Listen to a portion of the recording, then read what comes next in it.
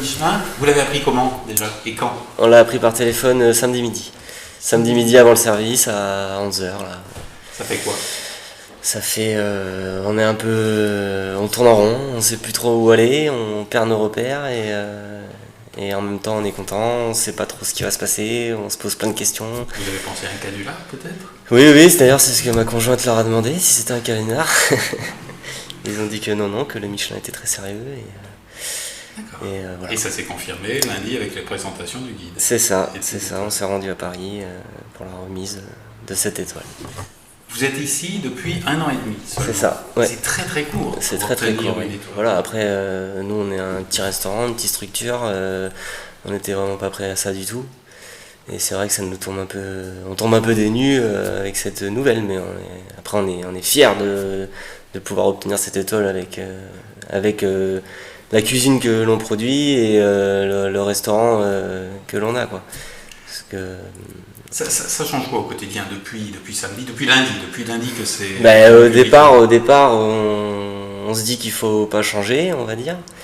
Mais en fin de compte, voilà, on a de la demande sur d'autres choses et qu'il va falloir vite s'adapter pour que tout le monde soit heureux, quoi. Nos anciens clients et nos nouveaux clients. Le carnet de réservation est en train de chauffer? Oui, il est déjà bien plein là pour les semaines à suivre. Et voilà. Ok. Une étoile au Michelin, c'était un objectif quand vous êtes installé ici ou vous n'y pensiez pas du tout? Disons que nous on est on a toujours travaillé dans les étoilés. Ça restait au fond de notre tête, ça a toujours été au fond de notre tête, ça c'est clair. Après que ça tombe aussi vite, non, c'était pas prévu du tout et honnêtement,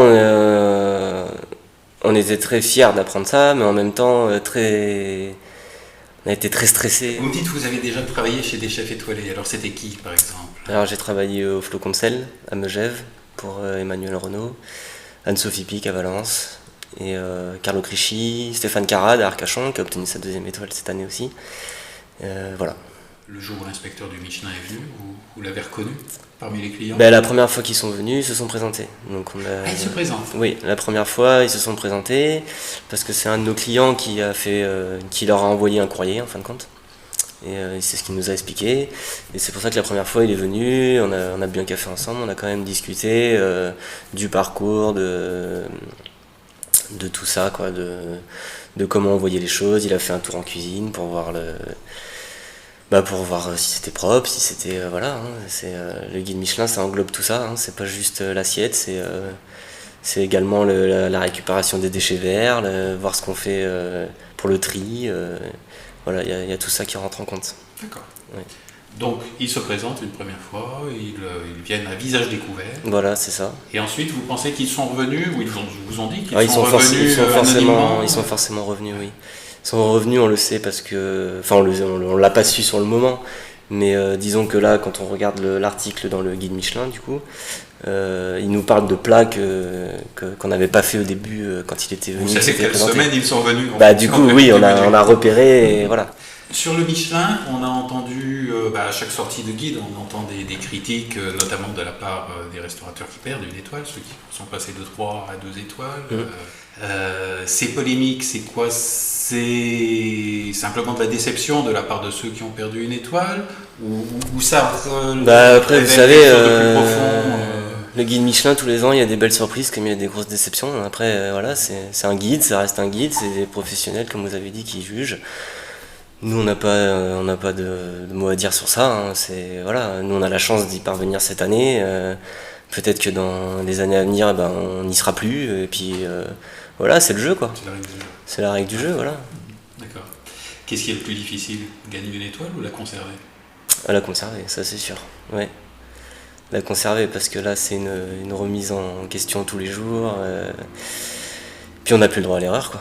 Là, on veut plus se tromper, on peut plus se tromper et on veut que ce soit top tout le temps. Voilà. Qu'est-ce que ça va changer dans votre manière de travailler? Plus de rigueur, ça c'est sûr. Plus de rigueur, voilà, que l'équipe qui est avec moi soit encore plus concernée, qu'elle aussi passe un cap. Et voilà, sinon on ne changera pas notre façon de voir les choses. On a des super producteurs avec qui on travaille, qu'on a depuis le début. Non, on changera rien de ce côté-là, c'est juste voilà, sur nous, la personne qu'on est nous, on va plus travailler sur ça, sur la rigueur. Les tarifs vont augmenter peut-être? Ben, dans un premier temps, c'est pas le but. C'est pas le but parce que nous on travaille, je veux dire, on fait la marge qui est raisonnable par rapport aux produits qu'on achète et qui les valent.